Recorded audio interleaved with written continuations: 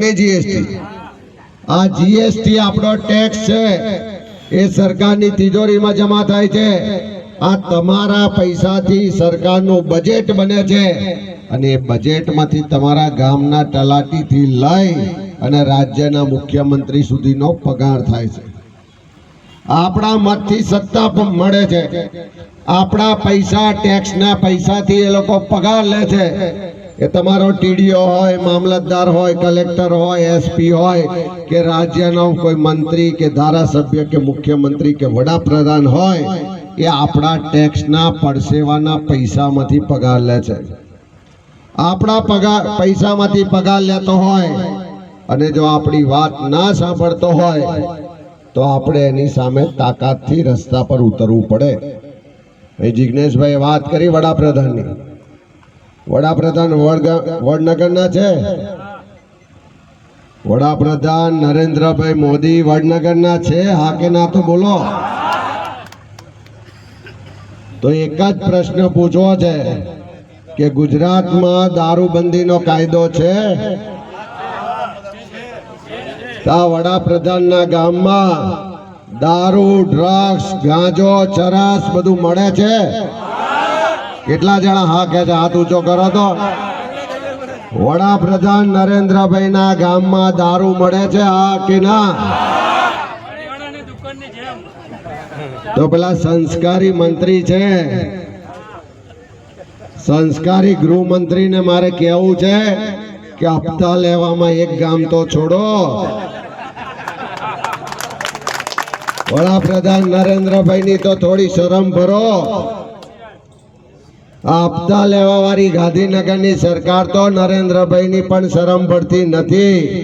નરેન્દ્રભાઈ ના ગામ વડનગરમાંથી પણ હપ્તો લે છે કે નહીં હપ્તા?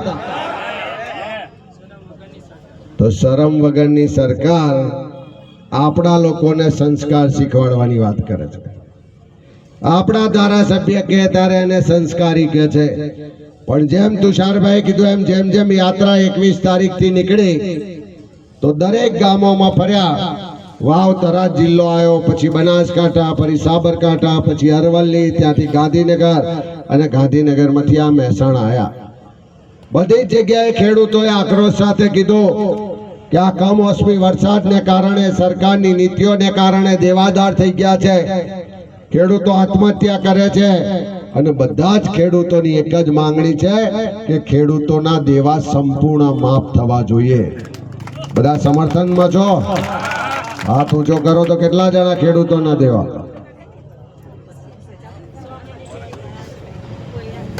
બહેનોની પણ માંગણી છે કે મોંઘવારીમાંથી રાહત મળે એવું કંઈક કરો કે નહીં? મોંઘવારી છે કે નથી? બધી જ જગ્યાએ ગયા, બહેનોની બે જ ફરિયાદ હતી।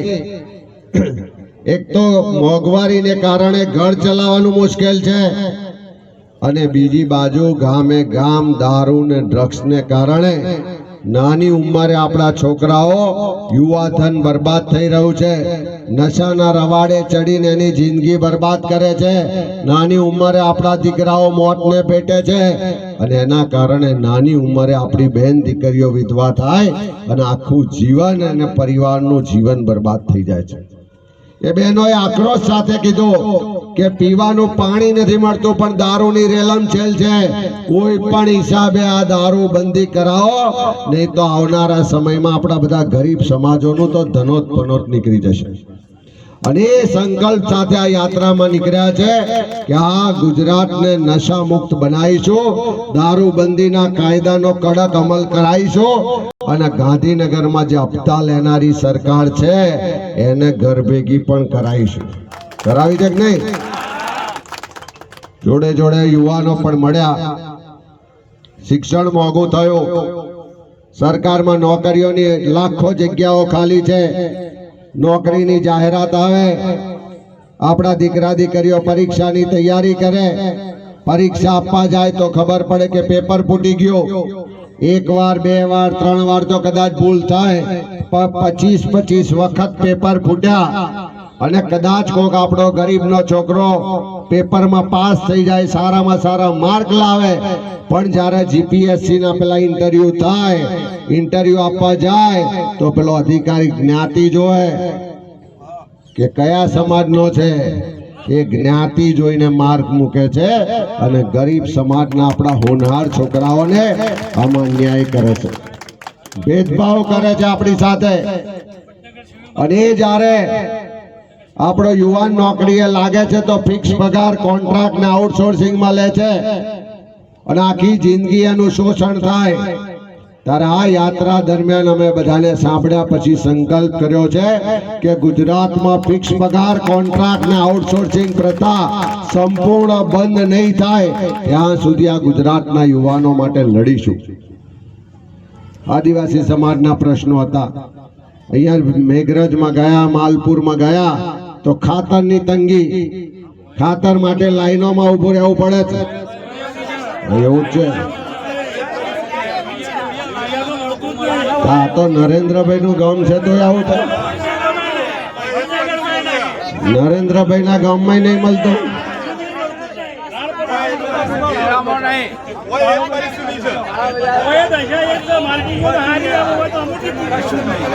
દુનિયા વાળા તો એમ કે વડનગર વાળા તો લીલા લહેર છે.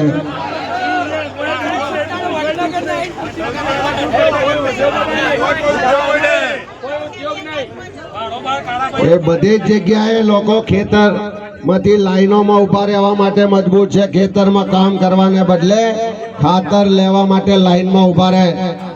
મને ત્યાં માલપુર મેઘરજ વાળાએ કીધું કે સાહેબ યુરિયાનો 280 ભાવ છે, પણ લેવા જઈએ તો 500 રૂપિયા આલીએ તો યુરિયા હાલતા નહીં. અને પાછી પેલી નોની એક બોટલ હાલે છે ને, શું હાલે છે? નેનો. આ નેનો એક પેલા ગાંધીનગર આગળ લાયા હતા તો આ સરકારે ગાડી બનાવવા માટે 33,000 કરોડ રૂપિયા નરેન્દ્ર મોદીની સરકારે તમારા મારા ટેક્સના પૈસા એક ઉદ્યોગપતિને આપ્યા હતા. અને એ જ રીતે અત્યારે આ ખાતરની જોડે પણ નેનો પકડાવે છે. એ મેઘરજમાં તો એટલી હદે ખેડૂતો નારાજ થયા, ગુસ્સે થયા તો ગોડાઉનના તારા તોડી અને ખાતર લઈ ગયા બધા. આ ધીમે ધીમે ગુજરાતની મહિલાઓનો ગુસ્સો, ગુજરાતના ખેડૂતોનો ગુસ્સો, ગુજરાતના યુવાનોનો ગુસ્સો, ગુજરાતના સામાન્ય લોકોનો ગુસ્સો એ હદે બહાર આવી રહ્યો છે કે જે રીતે પેલા નેપાળમાં કેવા દોડાઈને મારતા હતા, જોયું તક નહીં નેપાળનું કોઈ? નેપાળમાં જે રીતે ભ્રષ્ટાચારી રાજકારણીઓને રસ્તા પર દોડાઈને પ્રજા મારતી હતી, જો આ સરકાર નહીં સુધરે તો 2027 આવતા ગુજરાતમાં પણ નેપાળ વાળી ગુજરાતના લોકો કરશે. આ ખેડૂતો હેરાન પરેશાન છે, યુવાનો હેરાન પરેશાન છે, મહિલાઓ દારૂ બંધ કરાવવા લડે છે, ખેડૂતોને દેવા માફ કરાવવા છે, વેપારીઓને જીએસટી ની તકલીફ છે, ચારે બાજુ ભ્રષ્ટાચાર છે. ગુજરાતની પ્રજા હવે ઘરે આવી ગઈ છે. આવી ગઈ છે કે નહીં? તો ચૂપચાપ બેસી રહેવું છે કે લડવું છે? બેસી રહેવું છે કે લડવું છે? આ વડનગર વાળા ધીમે રહીને બોલે, પેલા તો કેટલું જોરથી ભાષણ કરે. લડવું છે કે નથી લડવું? જો લડવું હોય તો ગુજરાતના લોકોમાં જે ડર છે, જે ભયનું વાતાવરણ કર્યું છે, જે પોલીસથી બીવડાવતા હતા, એ ડર, ભય અને સરકારની જે દાદાગીરી હતી, આ યાત્રાની તો હજુ શરૂઆત થઈ 10 જ દિવસ થયા છે. આખું ગુજરાત ફરતા હું તમને વિશ્વાસ અપાવું છું કે આખા ગુજરાતના લોકોનો ડર આમાંથી દૂર કરીશું, સરકાર સામે બોલતા કરીશું, એમની લડાઈની આગેવાની કરીશું. અને જ્યાં જેલમાં જવાનું થાય, જ્યાં લાઠી ખાવાની થાય, જ્યાં ગોળી ખાવાની થાય, તો કોઈ સામાન્ય પ્રજા કરતા પહેલો કોંગ્રેસનો કાર્યકર હશે. એ સંકલ્પ સાથે આ યાત્રા લઈને નીકળ્યા છે. તારે બધાએ ખૂબ મોટી સંખ્યામાં ઉમળકાભેર સ્વાગત કર્યું કે બદલ આપ સૌનો ખૂબ ખૂબ આભાર. જય હિન્દ, જય ભારત. તમાકુની ખેતી કરીએ, એરંડાની ખેતી કરીએ, સોયાબીન કરીએ કે મગફળી કરીએ કે ઘઉં કરીએ કે કપાસ કરીએ, કોઈ પણ ખેતી તમે કરો તો 50,000 રૂપિયા વીઘે નાખવા પડે ને નાખવા જ પડે. એની સામે 3,500 આપવાની વાત કરે છે. ને હાલમાં તમે જુઓ છો, હમણાં અમે અરવલ્લી જિલ્લામાં મેઘરજ તાલુકામાં હતા, 2 ગુણી યુરિયા ખાતર લેવા માટે પેલો 6 વાગ્યાનો બહાર ઊભો રહી જાય દુકાનમાં, સાંજે 6 વાગી જાય પણ એને 2 ગુણી ખાતર નહીં મળે. તો કયા હિસાબે આ લોકો ખેડૂતને બેઠા કરવાની વાત કરે છે? હાલમાં 18 લાખ જેટલા ખેડૂતોએ આ પેકેજમાં માગણી કરી છે. હજી સુધી સરકારે 1,31,000 લોકોને માન્ય કર્યા છે. બાકીના 17 લાખ લોકોને હજી આપશે કે નહીં કોઈને ખબર નથી. તો મારે તમને જૂની વાત યાદ કરાવી છે. અમરસિંહભાઈ ચૌધરી મુખ્યમંત્રી હતા, તમારા ખેતરેથી મીટરો કાઢીને હોર્સ પાવર દીઠ વીજળી આપી હતી કે નહોતી આપી? આજે બી તમને હોર્સ પાવર દીઠ વીજળી મળે છે કે નથી મળતી? ગમે એટલી સરકારો બદલાઈ ગઈ, ગમે એટલા મુખ્યમંત્રીઓ બદલાઈ ગયા, પણ તમારા ખેતરે કોઈ મીટર લગાવી શક્યું નથી. 86, 87, 88માં 3 વર્ષ દુકાળ પડેલો યાદ છે ને? વડીલોને યાદ હશે, આ બેન બેઠા છે એમને યાદ હશે, આ લોકોને નહીં ખબર હોય કારણ કે એમણે દુકાળ જોયો નથી. 86, 87, 88 એ 3 વર્ષના દુકાનમાં ગામે ગામ ઢોરવાળા ખુલેલા, ઘાસડી ને ઘાસડી ઘાસો આવતી હતી, લીલી શેરડીઓ આવતી હતી ગાય ભેંસ માટે, પણ એક કે ગાય ભેંસને મરવા નહોતી દીધી એ વખતે કોંગ્રેસની સરકાર. એ વખતે રાહત કામોમાં લોકો જતા તો 50% અનાજ ને 50% પગાર મળતો. એટલું અનાજ ઘરે ભેગું થતું હતું કે દુકાળ જતો રહ્યો તોય 5 વર્ષ સુધી અનાજ ખરીદવાની બી કોઈને જરૂર ના પડે. આવી બહેનો આવા નાના છોરાને લઈને જાય ને તો એના માટે છાંયડાની વ્યવસ્થા, એને ખાવા માટે સુખડીની વ્યવસ્થા, ગોળ ચણાની વ્યવસ્થા આવા દુકાળમાં પણ કોંગ્રેસની સરકાર કરતી હતી, પણ કોઈ તકલીફ તમને આવવા દીધી નથી. તો એવી સરકાર સોના જેવી પાછી લાવી છે કે નથી? એવી સરકાર લાવી હોય તો તમારે બધાએ કોંગ્રેસને સાથ ને સહકાર આપવો પડશે. અને જો કોંગ્રેસને સાથ સહકાર આપીશું તો જ ખેડૂતોનું ભલું થશે, તો જ શિક્ષિત બેરોજગારોનું ભલું થશે, તો જ નાના મોટા વેપારીઓનું પણ ભલું થશે. કારણ કે આજની જમાનો બદલાઈ ગયો છે. હું આ વાત એટલા માટે યાદ કરાવું છું કે નવી પેઢીને આ વસ્તુ ખબર નથી, પણ એ વખતના દુકાળમાં રાજકોટ શહેરને ખાલી કરવું પડે એવી પરિસ્થિતિ ઊભી થયેલી, કારણ કે પીવાના પાણીની સમસ્યા હતી. પીવાનું પાણી ત્યાં મળતું નહોતું ને લોકો પાણીને કારણે મરી ના જાય એના માટે એ લોકોને કશે બીજે લઈ જવા પડે એવા હતા. એ વખતે કોંગ્રેસના મુખ્યમંત્રીએ ટ્રેનમાં ટેન્કરો ભરીને પાણી મોકલેલું. પાણી બી એવું નહીં, વરસ સુધી રોજ ટેન્કરો દોડતી, પણ પાણી રાજકોટ શહેરમાં ઉતરતું ને ત્યાંથી ગામડે જતું નાની ટેન્કરોમાં ભરીને, પણ લોકોને તરસ્યા નહોતા રહેવા દીધા. આજે બી ટ્રેનો ચાલે છે, આજે બી ટેન્કરો બી ભરાય છે, પણ આજે જમાનો બદલાઈ ગયો છે એમ કહું છું. હમણાં જ ગાંધીધામમાં 2 કન્ટેનર પકડાયા. એ 2 કન્ટેનરમાં પાણી નહોતું, અનાજ નહોતું, પણ 2 કન્ટેનરમાં 4 કરોડનો દારૂ હતો. 4 કરોડનો દારૂ પકડાયો ગાંધીનગરમાં. એ બીજા રાજ્યમાંથી આવેલો હતો. એને પણ પકડ્યો સ્થાનિક ડીએસપીએ નહીં, ગાંધીનગરથી સ્ક્વોડ જઈને પકડી. ગાંધીનગરથી સ્ક્વોડ ગઈ, કારણ કે પેલા લોકો તો હપ્તામાં મળેલા હતા એટલે એ લોકો તો આવાજ દેતા હતા. ગાંધીનગરની સ્ક્વોડે કીધું કે આ તો 18 ટેન્કર.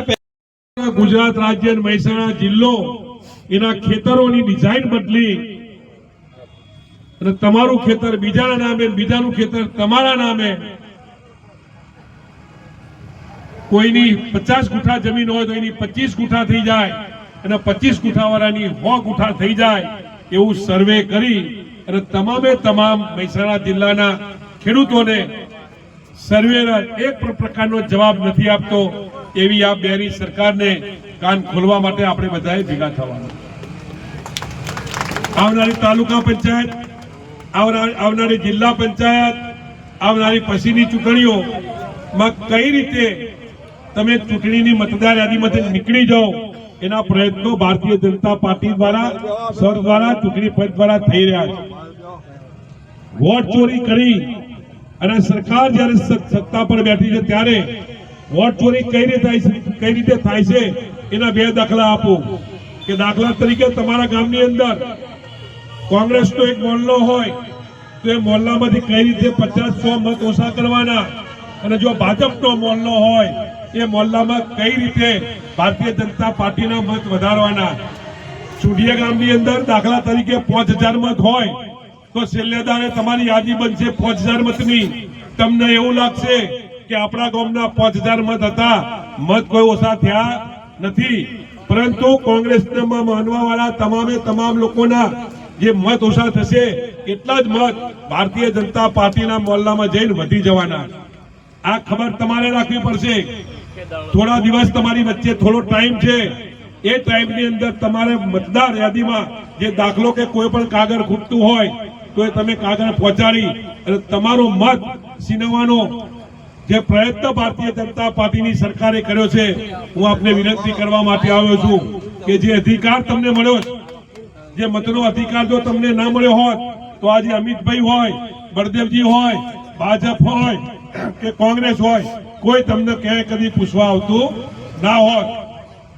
બાબા સાહેબે એના બંધારણે જે આપણને મત આપવાનો અધિકાર આપ્યો છે, એ અધિકાર છીનવવા માટેના પ્રયત્નો ભારતીય જનતા પાર્ટી કરી રહી છે. ત્યારે તમે બધા જાગજો.